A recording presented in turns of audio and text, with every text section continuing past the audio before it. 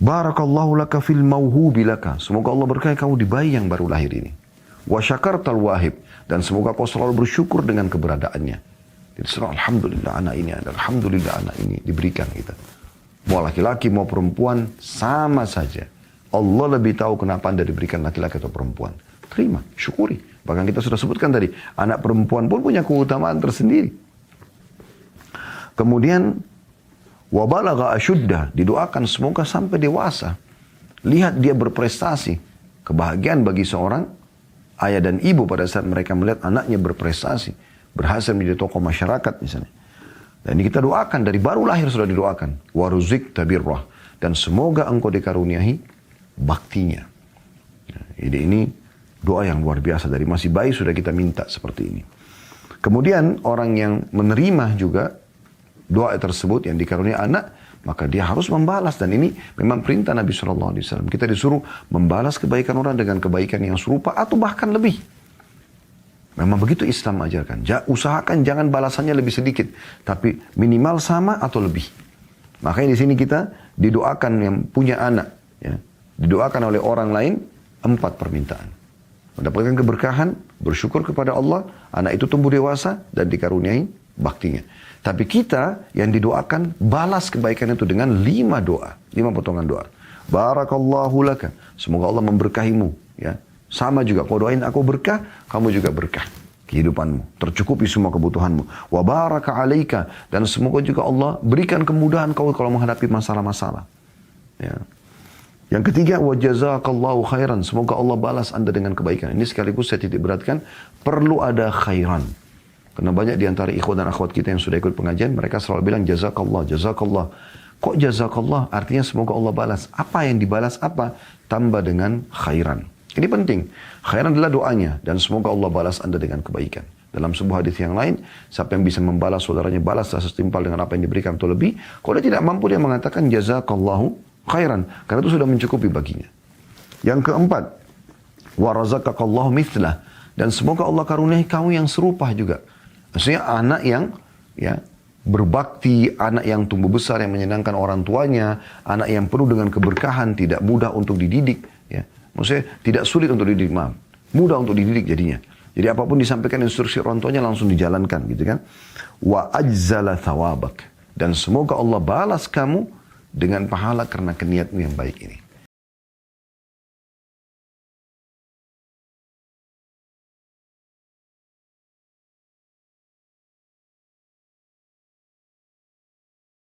Assalamualaikum warahmatullahi wabarakatuh.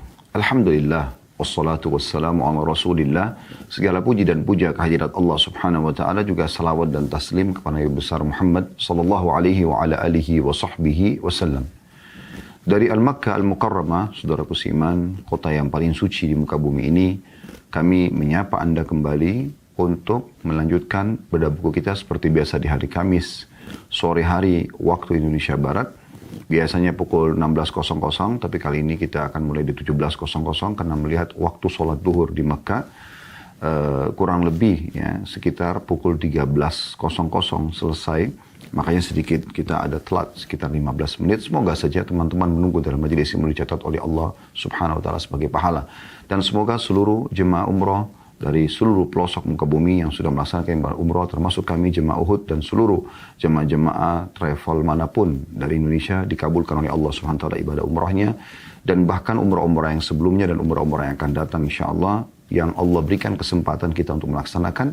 Dan semoga anda yang belum melaksanakan ibadah umrah ataupun haji, Allah subhanahu wa ta'ala mudahkan satu waktu, khususnya jemaah Indonesia dan umumnya adalah kaum muslimin di seluruh muka bumi ini, dan tentu juga dengan pahala yang sempurna. Allahumma amin. Baik, kita akan masuk teman-teman sekalian ke lanjutan bedah buku kita, kumpulan doa dalam Al-Quran dan Al-Hadith, dan kita sudah menyelesaikan pada pertemuan yang lalu bab ke-46. Yaitu doa pada saat terjadi sesuatu yang tak diharapkan atau di luar kehendak. Kita mengatakan qadarallahu wa ma syaa fa'al. Ya, kalau belum terjadi kita dianjurkan untuk berikhtiar, tapi kalau sudah terjadi kita dianjurkan membaca ini karena Allah lebih tahu hikmah daripada terjadinya sesuatu itu. Makanya kita mengatakan ini adalah takdir Allah dan apa yang Dia kehendaki pasti Dia lakukan. Kita akan masuk pada siang hari waktu Makkah Al-Mukarramah dan sore hari menjelang malam di Indonesia. Bab ke-40 dan bab ke-48 insyaAllah. Tentang bab 47, ucapan selamat bagi orang yang dikaruniai anak dan jawaban untuk yang mengucapkannya. Pertama sekali diangkat oleh penulis ya, Syekh Sa'id bin Wahf Al-Qahtani rahimahullah. Hadis Nabi SAW. Barakallahu laka fil mawhubi laka. Wa syakartal wahib. Wa balagha ashuddahu wa ruziqta birrahu.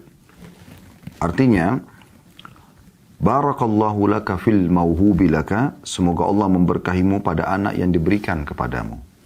Wa syakartal wahib, lalu kamu bersyukur kepada Tuhan yang Maha Pemberi atas karunia anak itu. Wa balagha ashuddahu, semoga dia dapat mencapai umur dewasa. Wa ruziqta birrahu, dan semoga kamu dikaruniai baktinya. Jadi ini doa dianjurkan diucapkan kalau kita menemui orang yang baru dikaruniai anak oleh Allah Subhanahu wa taala. Kita doakan ya 4 potongan doa di sini. Barakallahu laka fil mauhubi laka, semoga Allah memberkahi atas bayi yang dilahirkan untukmu ini. Wa syakartal wahib, dan semoga engkau bersyukur kepada Zat Maha Pemberi atas bayi ini. Wa balagha ashuddahu, dan semoga dia tumbuh besar, dewasa, maksudnya dalam kondisi sehat dan juga beriman. Wa ruziqta birrahu, dan semoga engkau dikaruniai baktinya. Lalu orang yang diberi ucapan selamat, yang memiliki anak sekarang, karena diucapkan doa ya, oleh saudaranya sama muslim, maka dia membalas dengan mengucapkan barakallahu laka wa baraka alaika wa jazakallahu khairan wa razaqakallahu mithlahu wa ajzala thawabak.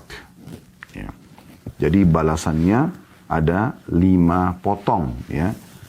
Jadi tadi kita didoakan 4 potongan, kita membalasnya dengan 5 potongan. Yang pertama, barakallahu laka. Semoga Allah selalu memberkahimu ya, dalam kelapangan atau dalam kehidupanmu. Wa baraka alaika, dan juga memberkahimu dalam menghadapi kesusahan. Jadi semoga dalam keadaan senang kamu diberkahi, dalam keadaan susah kamu pun mendapatkan keberkahan ya, dalam menghadapi kesusahan. Kemudian potongan yang ketiga adalah wa jazakallahu khairan, dan semoga Allah membalasmu dengan kebaikan.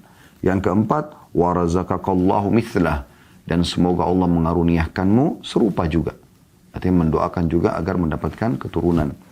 Wa ajzala thawabak, dan semoga Allah melimpahkan pahalamu atau memberimu balasan atas doa ini. Dan hadits ini ya, disebutkan oleh Imam Nawawi dalam kitab Al-Adhkar. Al-Adhkar beliau di halaman 349. Baik. Ini doa teman-teman sekalian, doa yang sangat mulia tentang masalah syukur kepada Allah Subhanahu wa taala terhadap karunia anak. Dan memang kita perlu ketahui teman-teman sekalian, anak adalah karunia yang sangat besar. Anak adalah karunia yang sangat besar. Kita coba membedah lebih dalam masalah ini agar lebih jelas ya. Di tengah-tengah kehidupan manusia, ada orang yang sangat dimudahkan oleh Allah untuk memiliki keturunan. Masya Allah, selepas nifas, maka mungkin berinteraksi biologis, pas masa subur hamil lagi. Maka Anda temukan orang seperti ini anaknya melimpah. Sampai 10, sampai 15 anak. Ya. Bahkan kami tahu, mertua dari kakak kami di Surabaya, Masya Allah punya sekitar 18 anak. Ya. Dari ibu yang satu ini. Itu belum yang keguguran. Ya. Ada juga yang dilebihkan atau memiliki keturunan lebih daripada itu. Allah SWT mudahkan dia. Kemungkinan besar, ya, memang selain Allah SWT takdirkan itu, memang orang-orang ini tulus ingin memiliki keturunan. Oleh karena itu teman-teman sekarang, kalau Anda ingin diberikan keturunan yang banyak, dari awal Anda pada saat mau menikah, memang Anda sudah niatkan ingin memiliki keturunan yang banyak. Kapan Anda ragu saja untuk menerima amanah anak ini, maka Allah Subhanahu wa taala akan membatasi sesuai dengan yang Anda harapkan. Ada orang cuma berharap punya anak 2 saja misalnya. Maka Allah pun memberikan dia 2 anak. Sampai kadang-kadang melepas KB pun tetap belum bisa hamil. Dan itu banyak terjadi. itu banyak terjadi. Karena memang dari awal niat dia memang cukup dengan 2. Jadi ada golongan manusia yang pertama, Allah limpahkan keturunan yang sangat banyak. Dan ini karunia yang besar sekali. Karena setiap anak itu akan menjadi sumber pahala bagi dia. Sebagaimana kata Nabi SAW, semua yang kalian usahakan akan ada balasannya. Dan anak kalian adalah hasil usaha kalian. Anak adalah hasil usaha kalian. Artinya semua perbuatan-perbuatan baik sang anak ya, akan Anda panen pahalanya sebagai orang tua. Walaupun Anda tidak mengajarkannya. Contoh misal ada kedua orang tua belum faham agama dan anaknya dengan lingkungan dan pergaulan akhirnya menjadi soleh atau menjadi soleh, sering ikut pengajian, minta sekolah di pesantren, ikut tahfidz Quran, akhirnya menjadi jadi hafidz Quran. Orang tuanya sebenarnya jauh dari semua itu, tapi tetap orang tuanya panen pahala. Apalagi kalau orang tuanya memang menjadi penyebab, dia yang biayai, dia yang motivasi, maka akan ada ekstra pahala tentunya. Ya, pahala karena ini anaknya, pahala juga karena dia menyuruh kepada kebaikan. Dan sesuai dengan sabda Nabi SAW, siapa yang menunjukkan pada kebaikan, dia akan panen pahala orang yang mengikutinya, ya, tanpa mengurangi dari pahala orang yang mengikutinya itu. Misalnya, Anda mengatakan kepada anak Anda, sholatlah nak, misalnya. Kalau anak itu sholat, maka anak kalau sholat mendapatkan 10 pahala misalnya, Anda yang sudah mengajarkan dan menganjurkan juga dapat 10 pahala, seperti pahala anak Anda itu tanpa dikurangi dari sedikit pun dari pahala anak. Jadi bukan pahala anak yang 10 dibagi 2, enggak. Tapi nilai yang sama Allah berikan karena Anda memandu itu. Bayangkan kalau Anda punya 10 anak atau lebih, lalu kemudian Anda ya memerintahkan mereka pada kebaikan-kebaikan. Jadi sekali lagi, kalau Anda tidak perintahkan pun, maka semua kebaikan yang mereka kerjakan Anda akan panen pahalanya. Dan kalau Anda perintahkan, Anda akan mendapatkan ekstra pahala. Selain memang mereka adalah anak Anda, juga dari sisi lain, Anda akan ya, panen pahala kena menginstruksikan kebaikan. Ya. Golongan yang kedua dari manusia adalah orang yang memang membatasi keturunan itu. Sebagaimana tadi sudah kami berikan sedikit gambaran. Jadi memang dari awal sebelum nikah, enggak deh, saya cuma mau punya anak 1 aja. Saya cuma mau punya anak 2 saja misalnya. Dan suami istri seperti orang yang sepakat dengan itu. Akhirnya Allah berikan sesuai dengan apa yang mereka inginkan. Dan tentu ini ada pembatasan pahala buat dirinya sendiri. Ya, sebagaimana sudah kami paparkan tadi. Jadi selama Allah mudahkan ya, dan Anda ikhlas menerimanya, maka Allah SWT akan berikan kepada Anda. Bayangkan kalau semua anak yang sekian jumlahnya itu menjadi soleh dan soleh. Tidak cukup sampai di mereka, mereka pun akan mewariskan kepada anak-anak mereka yang merupakan cucu sampai cicit kita, dan kita akan terus panen pahala tersebut. Jadi ini amal soleh yang luar biasa. Ya, makanya Nabi SAW mengatakan dalam sebuah hadis, nanti akan kita jelaskan panjang lebar juga beberapa manfaat memiliki anak, ya, apalagi yang jumlahnya banyak ya. Itu kata Nabi SAW, 7 hal yang terus mengalir pahalanya sepeninggal seseorang. Yang pertama Nabi SAW sebutkan adalah waladun salih, anak yang saleh, anak yang baik. Maka mereka akan terus menjadi sumber pahala bagi orang tuanya. Saya sekarang duduk di sini teman-teman sekalian menyampaikan kepada Anda hadis Nabi SAW, sebuah hadis, 2 hadis, ya. Apa yang bisa diambil dari hikmah-hikmah pelajaran? Dan kedua orang tua saya di kuburan sana, rahimahumullah, panen pahalanya. Walaupun mereka tidak pernah menyuruh saya, nanti kalau kamu umroh, satu waktu, jangan lupa isi pengajian. Mereka tidak instruksikan itu. Tapi apa yang saya lakukan, mereka akan panen pahalanya. Nah, kalau Anda membatasi, maka Anda akan mendapatkan sesuai dengan jumlah yang Anda harapkan. Bahkan tidak jarang ada orang karena memang dia dasarnya niatnya tidak ingin punya anak, ya, atau dia ingin batasi, maka pada saat hamil keguguran. Bahkan yang unik, dia malah gembira dengan keguguran tersebut. Subhanallah. Ya. Padahal berapa banyak orang, kita pindah ke golongan yang ketiga, yang tidak dikaruniai anak atau belum dikaruniai anak. Mereka berusaha dengan 1001 jalan untuk bisa mendapatkan keturunan, tapi Allah belum berikan kepada mereka. Mereka berusaha sampai segala macam ikhtiar, semua jenis obat, ya, berbagai atau beberapa orang dokter didatangin, spesialis, sampai akhirnya mereka juga ikhtiar, bayi tabung pun masih belum dikaruniakan oleh Allah Subhanahu Wa Taala. Ini ujian dari Allah Subhanahu Wa Taala. Walaupun memang ini terjadi kepada individu saja atau sedikit sekali, ya. mayoritas manusia pasti akan dikaruniai anak oleh Allah Subhanahu wa taala. Ya, karena memang dasarnya Allah Subhanahu wa taala mengatakan dalam Al-Qur'an, "A'udzubillahi minasyaitonirrajim yadzra'ukum fi." Allah memang mengembangbiakkan kalian. Dan Allah SWT mengatakan juga dalam surah An-Nisa ayat 1, "Ya ayuhan nasu ittaqu rabbakum alladzi khalaqakum min nafsin wahidah wa khalaqa minha zawjaha wa batha minhuma rijalan katsiran wa nisaa'a wattaqullaha alladzi tasaaluna bihi wal arham innallaha kana 'alaikum raqiba." Hai sekalian manusia, bertakwalah kepada Tuhan kalian, patuhlah kepada Allah pencipta langit dan bumi ini sebenar-benar patuh, ya, yang telah menciptakan kalian dari jiwa yang satu yaitu Adam alaihissalam, dan telah menciptakan dari jiwa yang satu istrinya Hawa alaihissalam, dan telah banyak memberikan keturunan dari keduanya. Jadi memang Allah memang memberikan keturunan yang banyak gitu dari manusia. Jadi lebih banyak yang hamil dan punya anak daripada orang yang mandul tidak punya anak. Jadi ini hanya sebagian kecil dan ini adalah ujian. Bahkan kadang-kadang subhanallah kita temukan ya saudara-saudaranya punya anak, cuman dia sendiri yang tidak punya anak. Diuji oleh Allah SWT. Bagaimana dia harus menghadapi itu dengan kesabaran dan terus berikhtiar. Bagaimana sampai Allah SWT memberikan jalan keluar. Kalaupun tidak, maka dia menerima sambil mengatakan doa yang sudah kita pelajari di bab 46 kemarin. Qadarallahu wa ma sya'a fa'al. Allah takdirkan, Allah kerjakan apa yang dia inginkan. Allah lebih tahu kenapa belum dikaruniai anak. Baik, ini pembukaan kita teman-teman sekalian tentang masalah anak itu sendiri. Kita akan coba ya insya Allah kuatkan doa yang sudah kita baca tadi, ya, yang kita pelajari dengan manfaat memiliki anak itu sendiri. Ya, manfaat memiliki anak itu sendiri. Jadi memang memiliki anak itu perintah Allah Subhanahu wa taala.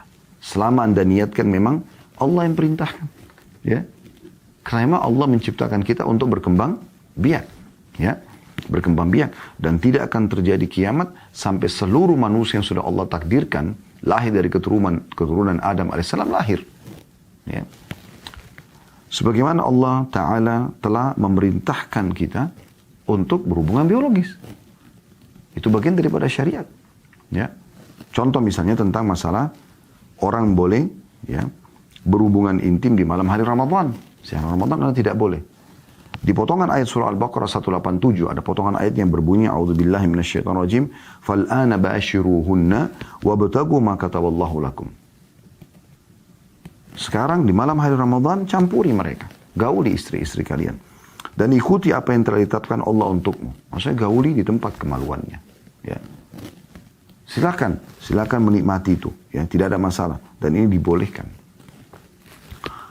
Mengenai tafsiran daripada potongan ayat ma kataballahu lakum, apa yang telah Allah tetapkan untuk kalian, para ulama menafsirkan dengan anak.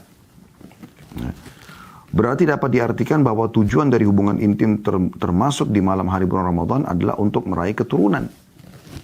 Dan yang berpendapat demikian cukup banyak dari sahabat Nabi seperti Abu Hurairah, Ibnu Abbas, Anas Ibn Malik radhiyallahu anhu majma'in, dan ada di antara tabi'in seperti Shuraih Al-Qadi, ada Al-Mujahid, Ikrimah, Sa'id ibn Jubair, Atha Ar-Rabi, ya, Ibn Anas, ya, As-Suddi, ya, kemudian Zaid bin Aslam, Al-Hakam bin Utbah, Maqatil bin Hayyan, Al-Hasan Basri, Ad-Dahhak, Qatada dan lain-lainnya. Mereka semua menafsirkan yang sama. Artinya makna daripada ya, gaulilah atau datangilah mereka, campurilah mereka dan ikuti apa yang telah ditetapkan Allah untukmu. Ya, maksudnya di sini apa yang telah Allah tetapkan untukmu adalah kamu mencari keturunan.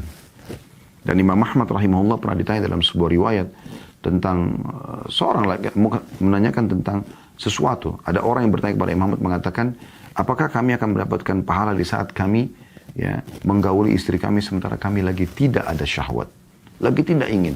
Ya, mungkin ada waktu-waktu di mana seorang laki-laki tidak memiliki keinginan, tapi karena istrinya membutuhkan itu, dia bergaul dengan istrinya. Apakah ada pahalanya? Kata Imam Ahmad, iya. Dia bisa niatkan untuk memberikan hak istrinya, ya, atau dia berharap agar diberikan keturunan. Ya, jadi memang kalau ada orang yang bergaul biologis, target dia bagaimana punya keturunan. Ya. Dan keturunan ini nanti diniatkan agar menjadi amal saleh, amal jariah buat dia. Sebagaimana kita jelaskan dalil-dalilnya. Dan Anda perlu ketahui bahwasanya Nabi SAW juga memotivasi kita. Nabi SAW memotivasi kita dalam hal itu. Seperti misalnya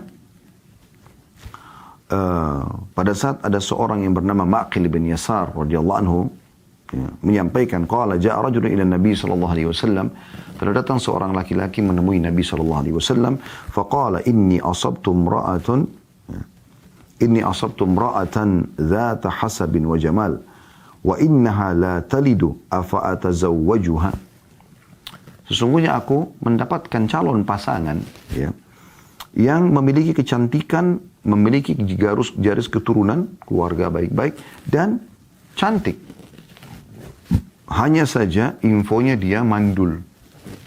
Apa boleh aku menikahinya? Jadi sahabat ini bertanya kepada baginda Nabi SAW. Qala la. Kata Nabi SAW, jangan. Padahal jelas wanita terhormat, cantik lagi. Kata Nabi SAW, jangan. Karena orang ini minta izin, tanya pendapatnya Nabi. Thumma atahu thaniyata fanahahu thumma atahu thalithata. Ya. Kemudian dia datang kedua kali tanya lagi, ya Rasulullah. Dia masih berharap Nabi bilang nikahi saja. Nabi tetap mengatakan sama. Lalu yang ketiga kali dia datang lagi. Dia minta izin lagi. Maka yang ketiga kali kata Nabi SAW, tazawwajul wadudal waluda fa inni mukathirum bikumul umam. Kata Nabi SAW, nikahilah ya, wanita yang pengasih dan banyak keturunannya. Subur. Ya. Karena aku sangat berbangga ya, dengan banyaknya pengikutku nanti. Hadis ini diriwayatkan Abu Daud nomor 2050, An-Nasai 3229. Ya, dan hadis ini dikategorikan hasan oleh para ulama. Ya. Jadi kita disuruh cari wanita yang wadud, penyayang, suaranya lembut, tangannya lembut, ya, semuanya lembut. Kita merasa memang sedang berhadapan dengan seorang wanita. Dari hadis ini kita dianjurkan untuk tidak menikah dengan wanita yang kasar, suaranya keras, tatapan matanya tajam, tangannya kasar. Ya. Ada banyak seperti itu. Kita seperti sedang menghadapi seorang laki-laki di rumah. Akhirnya hampir setiap saat berantem. Nah, yang dibutuhkan oleh seorang laki-laki yang memang Allah Subhanahu wa Ta'ala berikan dia kekuatan fisik, suara yang lantang, adalah kelembutan. Ini yang Nabi SAW maksudkan. Jadi supaya kita masuk ke rumah suasananya berbeda. Dan bagi setiap wanita muslim yang sudah jadi istri mengikuti acara kita ini, punya sifat-sifat yang seperti ini, agak kasar, suaranya keras, ubah semua itu. Karena memang Nabi SAW menyuruh kita menikah dengan wanita begini. Artinya wanita yang kalau tidak punya sifat ini, dia ubah. Anda masih bisa menjadi wanita yang lembut, sopan, santun, ramah. Dan itu akan sangat melunakkan hati suami Anda. Kemudian walud. Walud artinya memiliki banyak keturunan. Berarti ada perintah. Bukan cuma sekedar subur, memang dia mau punya anak banyak. Jadi kalau ada di antara Anda laki-laki yang mengikuti acara kita ini, baik live ataupun siaran ulang, istri Anda selalu siap untuk hamil. Bahkan dia bilang, tidak apa-apa hamil lagi. Jangan Anda batasi. Anda telah dikaruniahi wanita yang telah diberikan isyarat oleh Nabi SAW. Ini luar biasa. Bersyukurlah. Gitu kan. Tentu di sini Anda boleh membatasi keturunan. Kayak misalnya ada masa hamil, 9 bulan. Ada masa menyusui si bayi. Yang paling sempurna adalah 2 tahun. Berarti bisa Anda berikan jarak setiap bayi 3 tahun misalnya. Ya, per 3 tahun. Maka boleh Anda berikan jarak. Tapi jangan Anda membatasi dalam kata tidak mau lagi keturunan kecuali sekian. Maka Anda masuk dalam kategori golongan kedua tadi saya bilang. Allah nanti akan berikan sesuai dengan permintaan Anda saja. Kemudian teman-teman sekalian, hal yang kedua, selain itu perintah Allah Subhanahu wa Ta'ala, anak-anak itu akan menjadi amal yang sangat besar buat kita sebagaimana tadi sudah kami singgung. Di antara hadisnya adalah hadis riwayat Muslim nomor 1631. Kata Nabi SAW, "Idza matal insanu inqata'a amaluhu illa min thalath." Kalau anak Adam meninggal, manusia meninggal, maka terputus sumber pahalanya kecuali dari 3. Artinya ini sumber yang pasti akan dia dapatkan pahala. Mungkin masih ada sumber-sumber yang lain ya, tapi yang 3 ini udah pasti. Kemudian beliau mengatakan min sadaqatin jariyatin, dari sedekah yang berjalan, min sadaqati jariyah, dari sedekah yang terus mengalir. Seperti Anda bersedekah tapi terus bermanfaat gitu ya. Wakaf tanah, bangun masjid, rumah anak yatim, jembatan, jalan, fasilitas umum lah. Ya. Atau yang bermanfaat bagi umat Islam, sekolah, ya, pesantren, dan seterusnya. Nah ini sedekah jariyah. Kemudian yang kedua, ya, Wa ilmin yuntafa'u bihi. Yang kedua adalah ilmu yang terus diambil manfaatnya. Puncaknya adalah ilmu agama. Dan masuk dalamnya juga ilmu-ilmu lain yang duniawi tapi bermanfaat dan tidak diharamkan dalam agama. Ilmu matematika, ilmu fisika, ya, ilmu biologi dan seterusnya. Ya. Kemudian yang ketiga ini saksi bahasan kita, wa waladin salihin yad'ulah, dan anak saleh yang terus mendoakan dia. Nah, jadi kalau teman-teman yang sudah dikarunia anak, ajarkan anak Anda. Yang paling pertama dan paling besar manfaatnya kalau Anda bisa mengajarkan kepada mereka, Rabbi ghfirli wa liwalidayya warhamhuma kama rabbayani shaghira. Tanamkan terus kepada anak-anak kita ini. Ya Allah, maafkan aku dan maafkan kedua orang tuaku. Dan kasihanilah mereka berdua sebagaimana mereka mendidikku di masa kecil. Kalau ini Anda sudah bisa ajarkan, Anda sudah mengajarkan kepada dia, ya, salah satu doa yang dianjurkan Allah dalam Al-Quran dan juga diajarkan oleh Nabi SAW, maka ada pahala sendiri. Plus Anda akan dapat manfaat karena dia akan terus mendoakan diri dia dan orang tuanya agar diampuni dan dikasihani. Kemudian manfaat juga buat si anak, kata para ulama hadis, di sini ada keberkahan yang akan didapatkan anak, karena bahkan Allah akan mengampuni dia justru karena dia dibatkan orang tuanya. Rabbi ghafirli wali walidayya. Ya Allah, maafkan aku dan kedua orang tuaku. Bisa saja karena dia memohon ampun untuk orang tuanya, justru Allah maafkan kesalahannya. Kemudian, bagi orang yang dikaruniai anak, dan ternyata meninggal sebelum balik, ini juga punya keutamaan tersendiri. Jadi kalau ada yang mengikuti acara ini, pernah, sudah lewat dari 4 bulan ya, dari masa hamil, sudah ada ruhnya, kemudian keguguran. 4 bulan, 6 bulan, 8 bulan, pas melahirkan, meninggal. Ya. Atau sudah lahir beberapa bulan, beberapa tahun. Selama belum balik, dia meninggal, dia akan menjadi aset penyelamat Anda di akhirat nanti. Dalam hadis diriwayatkan oleh Anas bin Malik radhiyallahu anhu bahwa Nabi SAW bersabda, ma min nasi muslimin yamutu lahu thalathatu minal walad. Tidak ada seorang muslim pun yang anaknya meninggal 3 orang. Lam yablugul hintha, belum sampai umur balik. Illa adkhalahu Allahul jannata bifadli rahmatihi wa iyahum. Bifadli rahmatihi iyahum. Kecuali Allah akan masukkan ya, orang tua ini, kedua orang tuanya, yang 3 anaknya meninggal semua, ke dalam surga karena keutamaan rahmat Allah kepada anak-anak kecil itu. Nah, di sini riwayat Bukhari nomor 1381. Ya. Juga dalam hadis yang lain dari hadis Utbah bin Abdin As-Sulami radhiyallahu anhu, ia mengatakan, aku mendengarkan Rasulullah SAW bersabda, ma min muslimin yamutu lahu thalathatu minal waladi lam yablughul hintha illa talaqahu min abwabil jannati thamaniyati min ayyiha sya'a dakhal. Tidaklah seorang muslim ditinggal mati oleh 3 orang anaknya yang belum balik, melainkan dia akan masuk dalam pintu surga yang mana saja yang dia mau. Hadis ini diriwayatkan Ibnu Majah nomor 1604. Ya. Dan ini teman-teman sekalian, kalau diperhatikan ya, dari hadis tadi, berarti ada yang meninggal ya, lebih dari 3 orang anak. Mungkin ada yang bertanya, ya, mengatakan misalnya, saya cuma punya 2 anak yang meninggal. Itu pernah ditanyakan. Waktu Nabi SAW sampaikan hadits ini di hadapan para ibu-ibu dari sahabat Nabi Ridwanullah alaihinna. Kalau laki-laki kita bilang Ridwanullahi alaihim ya. Karena orang rame-rame laki-laki ini kan perempuan-perempuan. Nabi SAW bagi di hadapan para sahabat Nabi, maka kita mengatakan Ridwanullahi alaihinna. Maka ada seorang wanita mengatakan waktu dengar ada 3 anak meninggal, kata dia, kalau 2 ya Rasulullah. Kata Nabi SAW, 2 juga. Maka perawi hadis mengatakan, andai saja ada yang bertanya mengatakan kalau 1, maka 1 juga. Maka 1 juga. Ada beberapa riwayat lain juga yang disebutkan oleh para ulama yang pernah kami dapatkan ya, bahwasanya akan terdengar nanti suara gemuruh ya di hari kiamat di depan surga, dan Allah lebih tahu suara apa itu. Dan Allah bertanya kepada para malaikat, suara apa itu? Mereka mengatakan itu anak-anak muslim yang meninggal sebelum balik. Mereka meminta ya Allah agar orang tua mereka dimasukkan ke dalam surga bersama mereka. Maka kata Allah Subhanahu wa taala, masukkanlah orang tua mereka bersama mereka. Tentu di sini ada konsekuensinya ya. Kalau orang tua tersebut dalam keadaan muslim ya, dan juga tidak ada amalan-amalan yang membatalkan keislamannya. Secara umum kalau pelanggaran-pelanggaran yang lain, maka insya Allah mudah-mudahan bisa terselamatkan, dan ini karunia sendiri yang orang memiliki anak yang meninggal.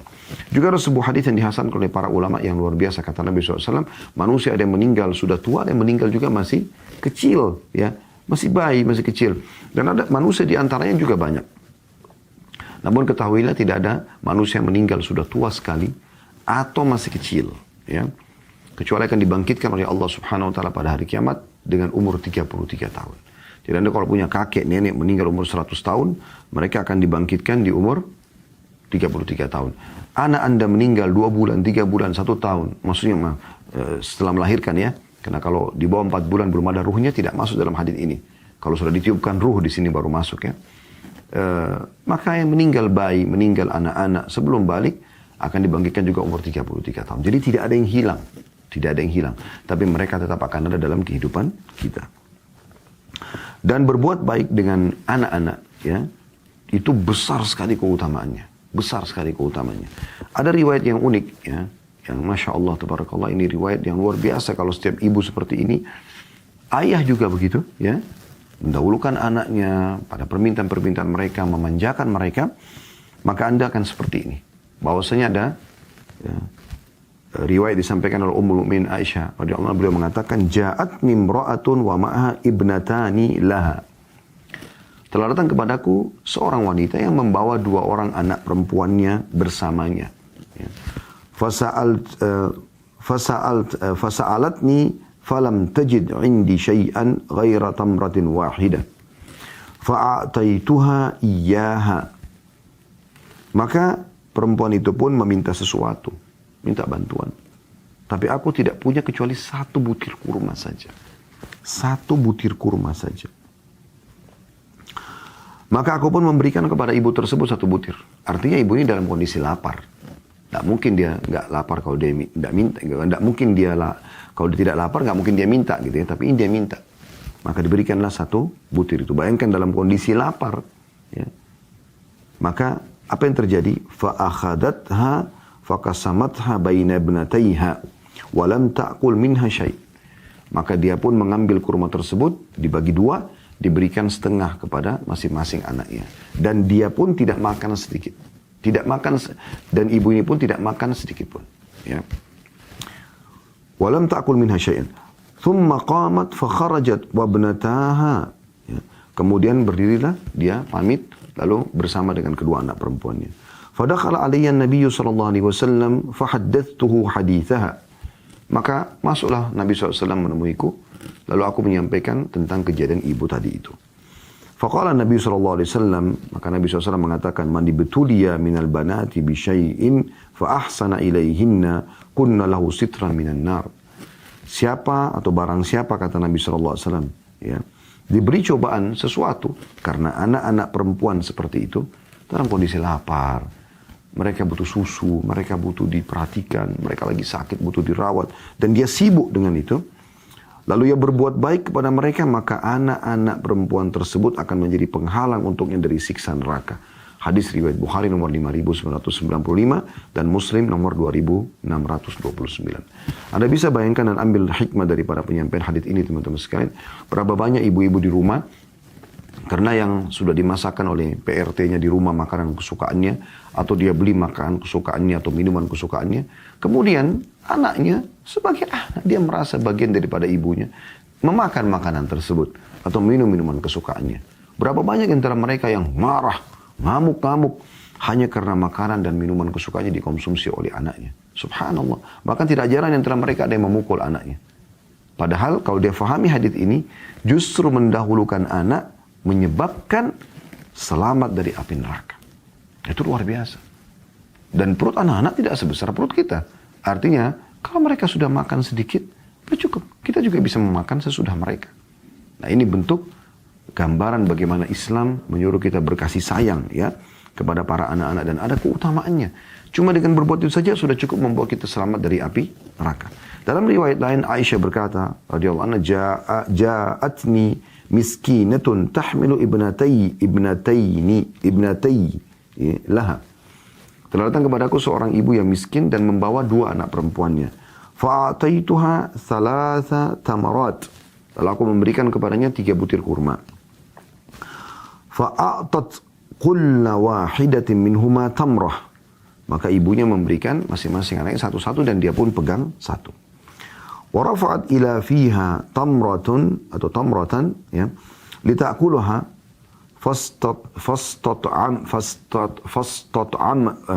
saya ulangi fastat'amatha ya ibnataha fastat'amatha ibnataha. Jadi pada saat dia sudah kasih anaknya, rupanya anaknya makan kurma itu dan sudah habis. Ibunya pas mau masukkan ke mulutnya, maka tiba-tiba kedua anaknya minta kurma yang mau dimasukkan ke dalam mulut itu. Dalam kondisi ibu ini miskin dan butuh makan itu.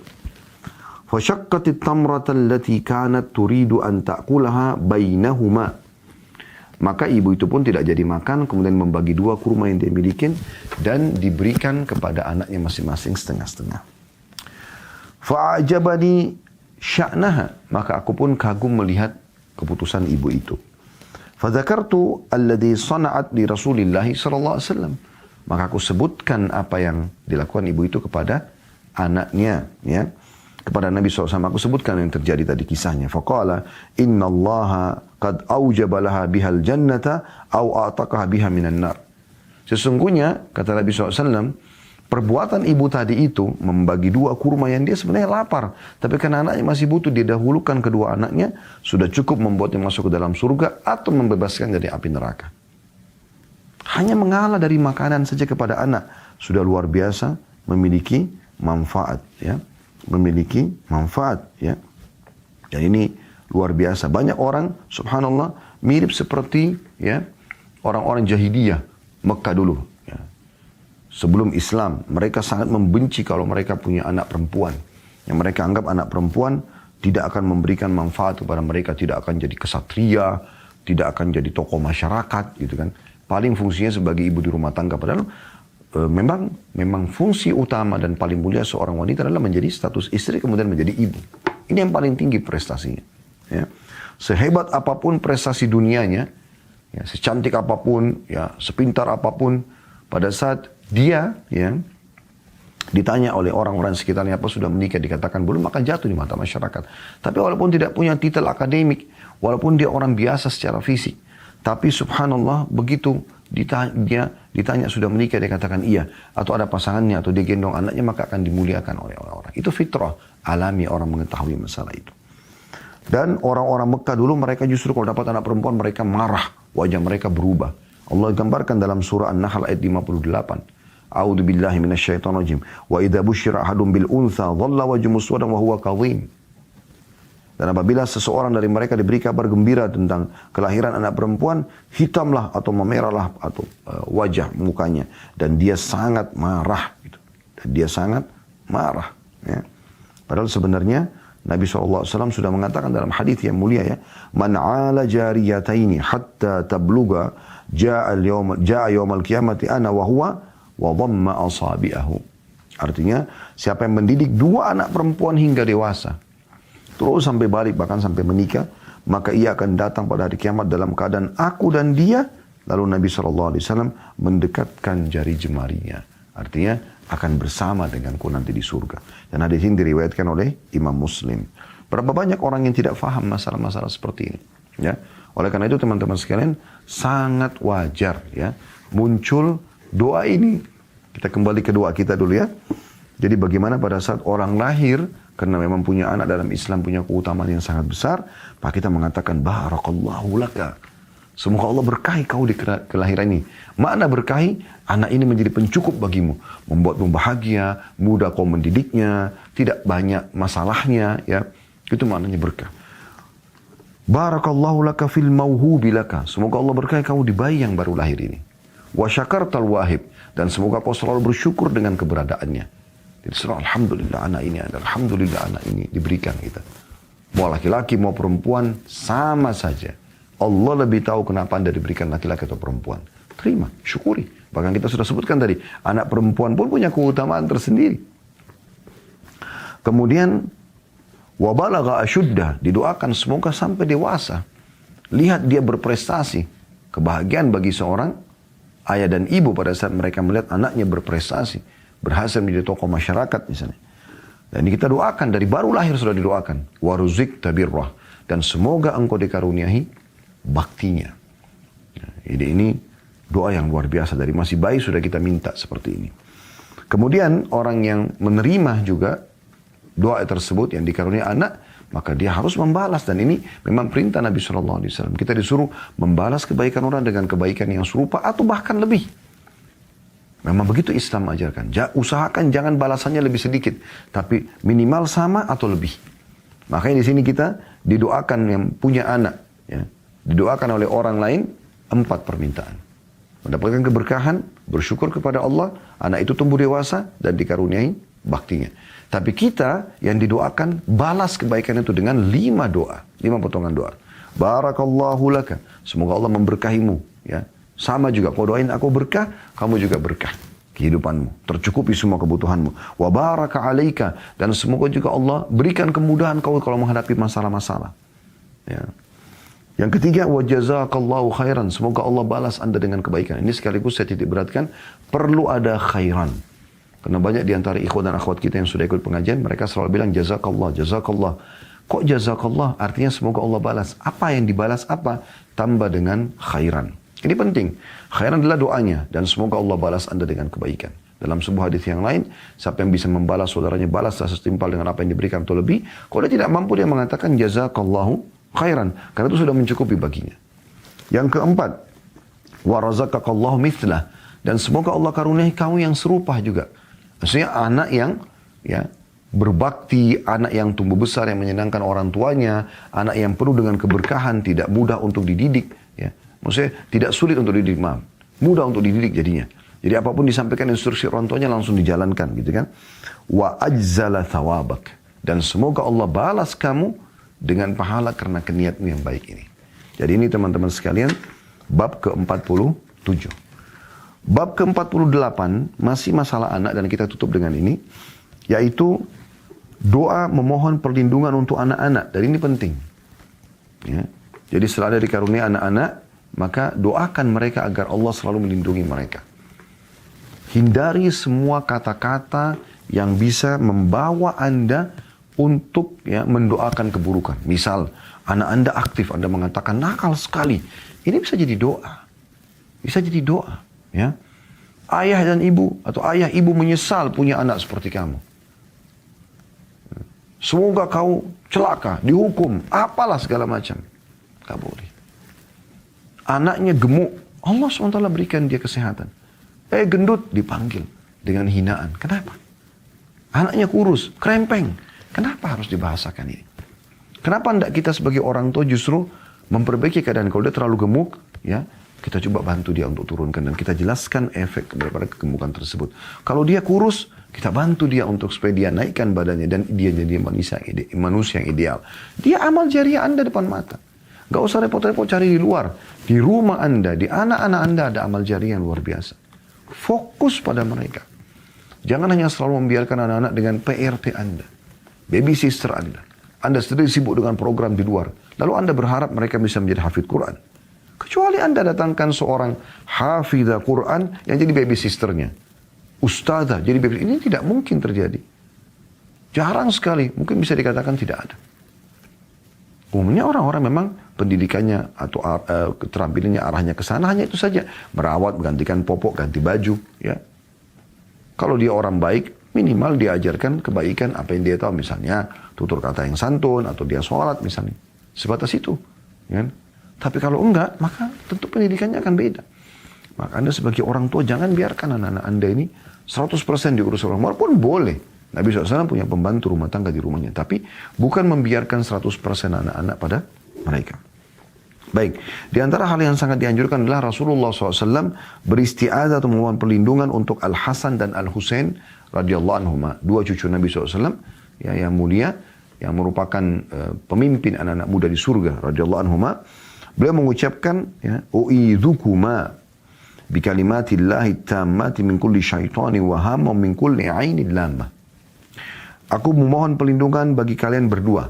Karena Hasan dan Husain radhiyallahu lagi ada di depan Nabi SAW. Maka keduanya. Maka menggunakan lafaz u'idzukuma. Makanya kumanya digaris bawahi. Maksudnya ini 2 orang. Kalau 1 orang laki-laki u'idzuka. Ka saja, nggak pakai manya. Kalau satu perempuan, u'idzuki. Ditulis ini teman-teman sekalian ya, supaya bisa paham. Kalau anak anda dua sekaligus depan mata anda mengatakan seperti doa ini, u'idzukuma. Makanya kumanya digaris bawahi. Kalau satu anak laki-laki saja, manya dihapus, u'idzuka. Ka ya, pakai fathah. Kemudian kalau anak perempuan pakai kasrah, u'idzuki. Manya juga tidak ada. Ya. Kalau anak-anak laki-laki kita banyak, atau gabungan laki-laki sama perempuan, u'idzukum. Kum, mimnya pakai sukun. Kalau anak perempuan semuanya, u'idzukunna. U'idzukunna. Ya. Jadi kita usahakan sering membaca ini. Di saat anak-anak mau tidur, kita bacakan pada mereka. Di saat mau keluar rumah, ini tidak kalah penting ya. Karena biasanya orang banyak yang hasad, yang iri. Maka kita minta kepada Allah perlindungan. Atau mungkin syaitan berusaha untuk mencelakakan. Itu bisa terjadi. Makanya di sini kita membaca, aku memohon perlindungan bagi kalian berdua. Nabi SAW mendoakan Hasan dan Husain. Dengan kalimat-kalimat Allah yang sempurna dari setiap syaitan dan binatang yang berbisa. Ya. Dan dari setiap pandangan mata yang dengki. Hadis ini diriwayatkan Bukhari, jilid 4, halaman 119 dari hadis Ibnu Abbas radhiyallahu anhuma. Jadi ini teman-teman sekalian, kita minta kepada Allah SWT agar dijauhkan dari 3 hal anak-anak kita. Minta diselamatkan dari syaitan, karena syaitan musuh manusia, dia akan sesatkan manusia dan mencelakakannya. Kemudian yang kedua, semua binatang berbisa. Hama. Ya. Jadi supaya anak kita dijaga, tidak disengat, tidak disakiti. Dan yang ketiga, wa min kulli ainin lama. Dan dari semua mata yang dengki. Ya, kalau syaitan sudah kita tahu, semuanya pasti akan mengarah kepada pelanggaran agama. Binatang buas umumnya menyakitkan fisik. Ya. Kemudian yang ketiga adalah ini yang kita titik beratkan, mata yang dengki. Di dalam Islam memang ada penyakit ain namanya. Penyakit ain. Ya. Penyakit ain ini penyakit yang disebabkan karena iri dengki dalam hati yang naik ke mata seseorang sehingga panas. Dia pun bisa merusak atau menyakiti orang di depannya. Seperti misalnya kita punya anak kecil lucu nih. Terus dia yang lihat itu dengki. Dia mengatakan, oh bayimu lucu sekali ya gitu. Loh kok bisa kamu dikasih ini? Rumah kah, harta kah, pasangan hidup kah? Makanya teman-teman sekalian jaga. Jangan ekspos kemesraan depan orang-orang. Di medsos juga seperti itu. Ya, dengan foto, dengan cuplikan. Karena orang bisa hasad. Dan kata Nabi SAW apa? Hati-hati dengan ain. Karena dia benar ada. Dalam riwayat lain hati-hati dengan ain. Karena mayoritas umatku wafat justru sebabnya karena ain. Dalam riwayat lain juga kata Nabi SAW, ya, hati-hati dengan ain karena dia bisa membuat manusia masuk ke dalam kuburan dan membuat unta masuk ke kuali. Oleh karena itu kita sering membaca ini. Kita sering membaca ini agar menyelamatkan anak-anak kita dari hasad orang-orang. Baik pada saat kita mau keluar ataupun pada saat mau tidur. Atau mungkin ada tamu yang mau datang. Kita selalu baca. Paling baik setiap saat kita selalu doakan anak kita dengan doa ini tentunya. Dan insya Allah pertemuan akan datang nanti kita akan singgung juga tentang masalah penyakit-penyakit yang di bab 49 ke depannya. Doa untuk orang yang sakit saat menjenguknya. Dan kita akan bahas insya Allah tentang masalah penyakit termasuk dalamnya insya Allah masalah ain pada pertemuan akan datang nanti.